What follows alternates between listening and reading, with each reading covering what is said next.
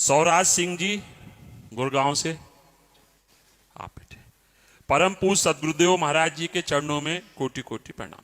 महाराज जी, कुछ दिनों पहले आपने सत्संग में विविध प्रकार के नरकों और वहां मिलने वाले भयंकर दंडों का वर्णन किया।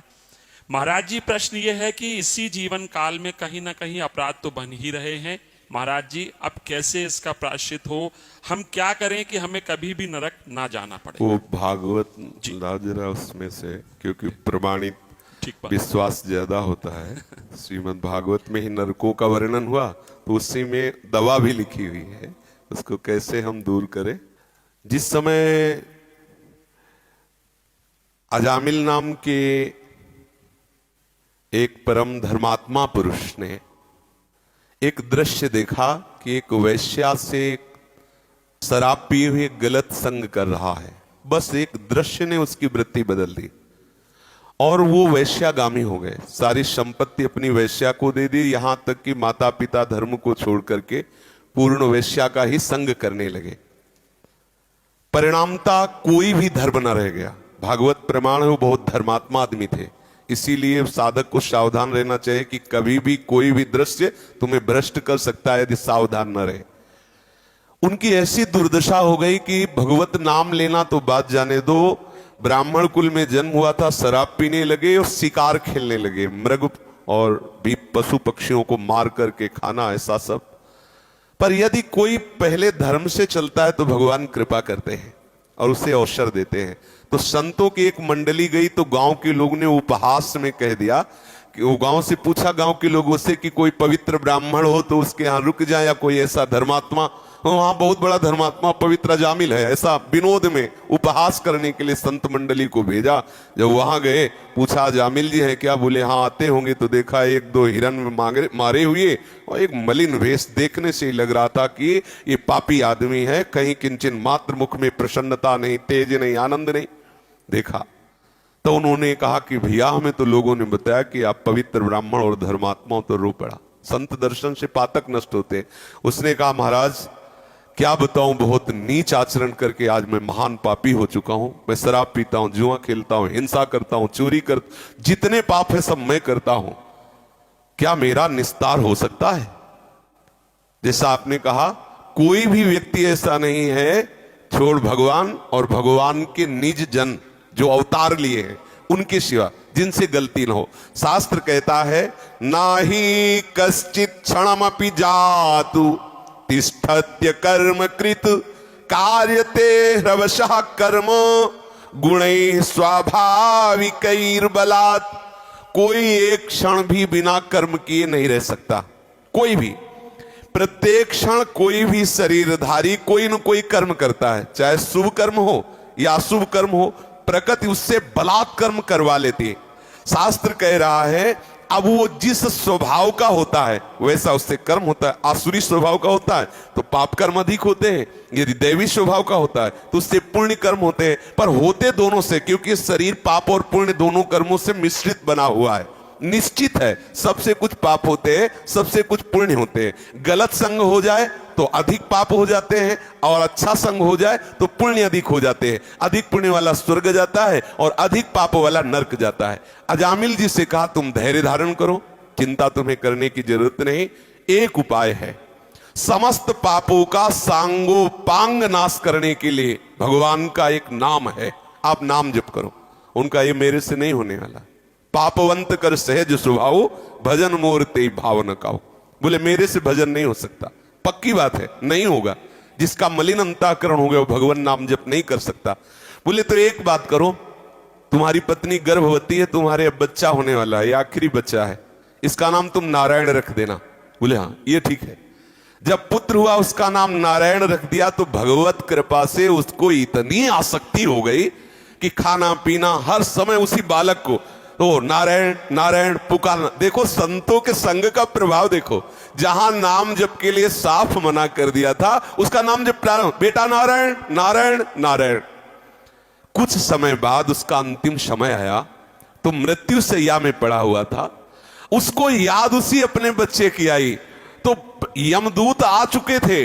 भय से वो आक्रांत होकर व्याकुल होकर पुकारा नारायण बच्चे के लिए। जीव ही इतना निकला तेवी भगवान के दिव्य पार्षद, नारायण नाम पूरा नहीं निकल पाया था और भगवान के पार्षद चतुर्भुज रूप धारण किए हुए गदा शंख चक्र और तलवार लिए हुए विराजमान हो, तुरंत यम पास काट दी और यम के दूतों को डांटा और कहा तुम इस निष्पाप पुरुष को दंड क्यों देते हो? तो उनका महाराज आप वैसे देखने में तो बहुत दिव्य लग रहे हो, ये निष्पाप कैसे हो सकता है? ये तो महान पापी। बोले ये परम पवित्र हो गया क्योंकि इसने समस्त पापों का प्रायश्चित जिससे होता है वो हमारे प्रीतम प्रभु का नाम उच्चारण, एक नारायण नाम उच्चारण मात्र से इसके सारे पाप नष्ट हो गए। स्वयं कहते हैं अयम ही कृत निर्वेशो जन्म कोट्यंग सामपि यद व्याजहार विवसो नाम स्वस्त्ययनम हरे एतेनैव रघोनोष्य कृतम स्वादघ निष्कृतम यदा नारायणायेति जगाद चतुरक्षरम।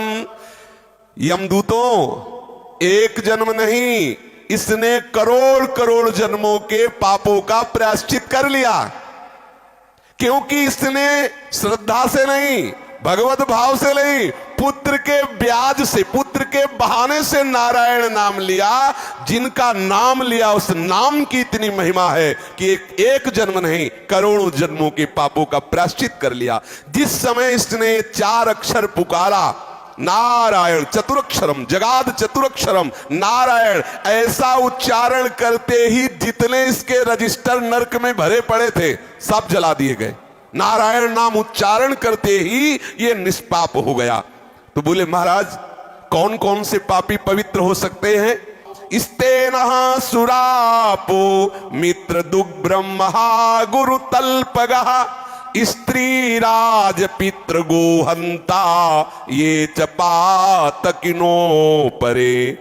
जो चोरी करता है, शराब पीता है, मित्र से द्रोह करता है, जो ब्रह्मघाती है, जो गुरु पत्नी गामी है, जो ऐसे नीच पुरुषों का संग करने वाला है, जो स्त्री की हत्या करने वाला है, राजा की हत्या करने वाला है, पिता की हत्या करने वाला है, गाय की हत्या करने वाला है, और भी जो बड़े से बड़ा पापी हो, सभी पापियों के पाप का नाश करने के लिए एकमात्र भगवान नाम है।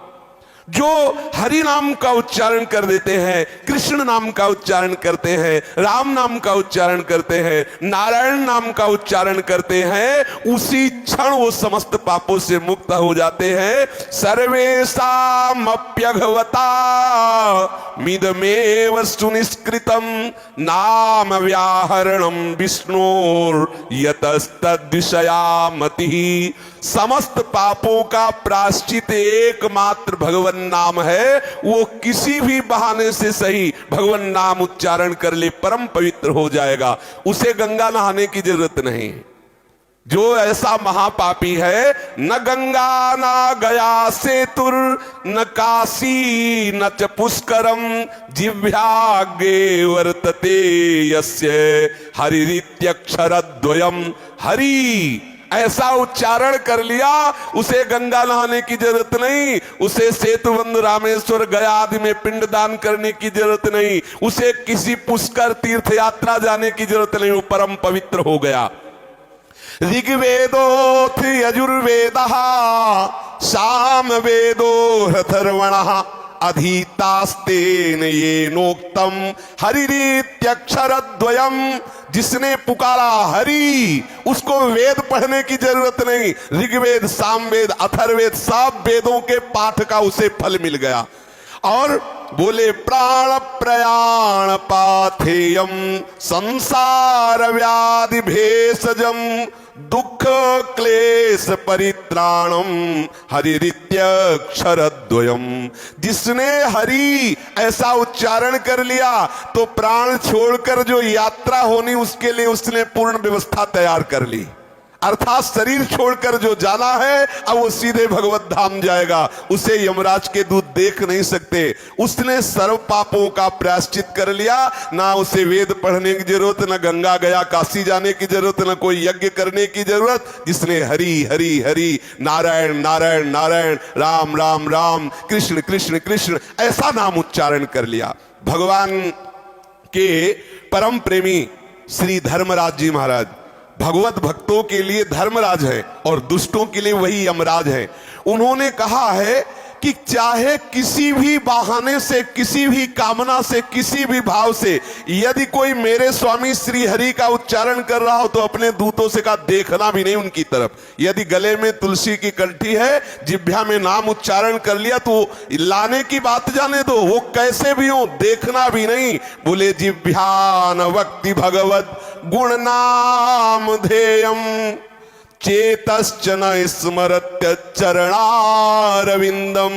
कृष्णाय नो नमति यच्छिर एकदापि तानानयध्वमस्तो कृत विष्णु कृत्यान। ऐसे लोगों को मेरे समीप लाना जिन्होंने जीवन में एक बार भी नहीं बोला कृष्ण। अगर एक बार बोला है तो झंझट फंस जाएगी। पीछे एक बार चरित्र सुनाया था कि संत के कहने से 2 बार राम राम कहने से यमराज जी को बड़ी समस्या में फंसना पड़ा था। जीवन में यदि एक बार कृष्ण बोला है तो उसे मेरे यहां मत लाना। यमराज जी कह रहे जिसने जीवन में एक बार भी भगवान नाम उच्चारण नहीं किया, जिसने अपने चित्त से कभी भगवान का चिंतन नहीं किया, जिसने एक बार भी प्रभु को प्रणाम नहीं किया, जो भगवत लीला कथा कभी नहीं सुने, ऐसे पापियों को मेरे यहां लाना। लेकिन जो भगवान नाम उच्चारण कर लिया, गले में तुलसी की कंठी बांधे हुए है, भगवत चरण आश्रित है, उनकी तरफ देखना भी नहीं। यमराज कह रहे कि दूतों तुमसे अपराध बन गया। अजामिल ने नारायण नाम उच्चारण किया और तुम वहां उपस्थित थे और भगवान के दूतों से प्रश्न उत्तर किया, इसलिए मैं अपने दोस्तों की क्षमा प्रार्थी होकर के भगवान से प्रार्थना करता हूं। सार बात है किसी भी भाव से भगवान नाम उच्चारण कर लो, आपको नरक नहीं जाना पड़ेगा। स्वयं भगवान के पार्षद स्वयं यमराज जी और श्रीमद् भागवत इस बात की साक्षी है। भगवान नाम उच्चारण मात्र से सारे पाप का प्रायश्चित हो जाएगा। तुम्हें ना यहां वो फल भोगना पड़ेगा और ना नरक जाना पड़ेगा। ना इसमें रुपया लगता है, ना इसमें ये कहा जा रहा कि आप नहा धो के जपो। जैसी स्थिति में हो, राम राम कृष्ण कृष्ण हरि हरि श्री हरे नमः राधा राधा, जो नाम प्रिय हो नाम जपने का प्रयास करो। नाम समस्त पापों का नाश कर देता है।